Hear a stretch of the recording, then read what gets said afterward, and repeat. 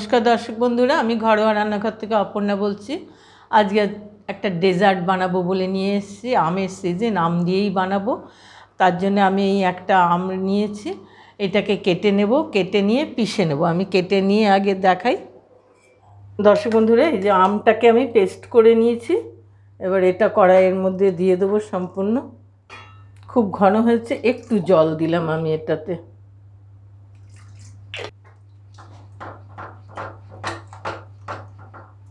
দর্শক বন্ধুরা এবার এর মধ্যে আমি 1 চামচ আগার আগার পাউডার দিয়ে দিলাম। এগুলো গ্যাস না জ্বালিয়ে ঠান্ডায় মিশিয়ে নিয়ে তারপরে সামান্য কিছু সময়ের জন্য গ্যাসটা আমাকে জ্বালতে হবে। ভালো করে মিশিয়ে নিই দুটোকে। পাউডারটা দিয়ে এখন একভাবে নেড়ে যেতে হবে। আমি এখন গ্যাস জেলে দিয়ে এই কাজটা করছি। মিডিয়ামেই আমি রেখেছি, লোতে দেবো না এবং অনেও না। আমি আমার এই বাটিটার হাফ বাটি চিনি দিয়েছি, বেশি আম তো মিষ্টি ওই জন্য বেশি দেইনি। এবার আমি এটাকে প্লেটে ঢেলে নেব।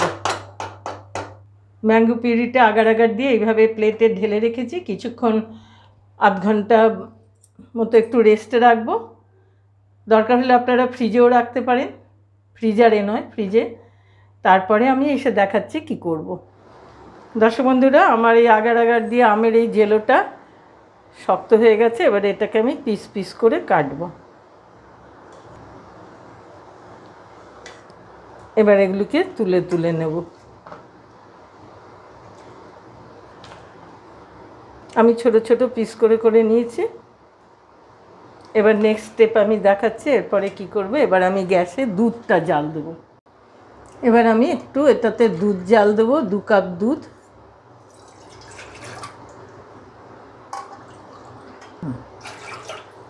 আমি গ্যাস জ্বালাইনি। এখন এই দুধটার মধ্যে চিনিটা দিয়ে দিলাম, 2 টেবিল স্পুন চিনি। আমি বেশি দিলাম না, কেন আমি ওই জেলোর মধ্যেও দিয়েছি। আর এবারে আমি 1 টিস্পুন আগার আগার পাউডারটাও দিয়ে দিলাম। এই দুটোকে আগে দুধটা গরম করার আগে মিশিয়ে নিতে হবে। চিনি আগে যেমন করলাম ঠিক সেম পদ্ধতিতেই দুটোকে মিশিয়ে নিয়ে এবার আমি গ্যাসটা জ্বেলে দিলাম।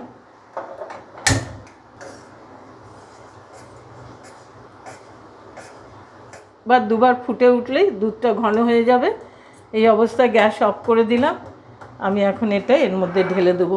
ঢালতেও দেরি করা যাবে না, সঙ্গে সঙ্গেই করতে হবে।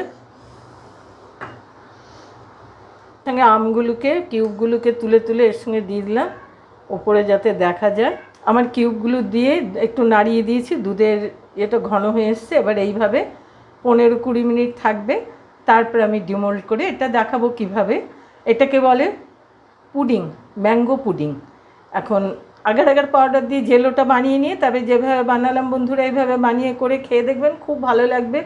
একটা ডেজার্ট, বাচ্চাদেরও খুব প্রিয় হবে। দর্শক বন্ধুরা আমার ম্যাঙ্গো পুডিংটা কমপ্লিট হয়ে গেছে। আমি 2 ঘন্টা রেস্টে রেখে একটু ফ্রিজে রেখে নর্মাল ফ্রিজে রেখে এবার এটাকে আমি ডিমোল্ড করব। আসুন দেখিয়ে দিই কীরকম হয়েছে।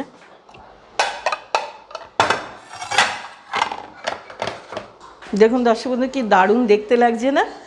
একটা ঠান্ডা সুন্দর ডেজার্ট, এই গরমকালে খেতেও খুব ভালো লাগে। আর আমের সিজন এখন। আমি এইভাবে এখন পিস পিস করে কেটে দেব। এই দেখুন অসাধারণ খেতে লাগবে, দেখতেও তেমনি সুন্দর। বাচ্চাদের করে খাওয়াবেন, নিজেরা খাবেন বন্ধুরা। আমি দেখালাম এই আমের সময় এটা বানান, খান। আমার রেসিপিটা ভালো লাগলে লাইক করবেন, সাবস্ক্রাইব করতে ভুলবেন না, বেল আইকনটার সাথে টিপে দেবেন, অনেকের সাথে শেয়ার করবেন বন্ধুরা।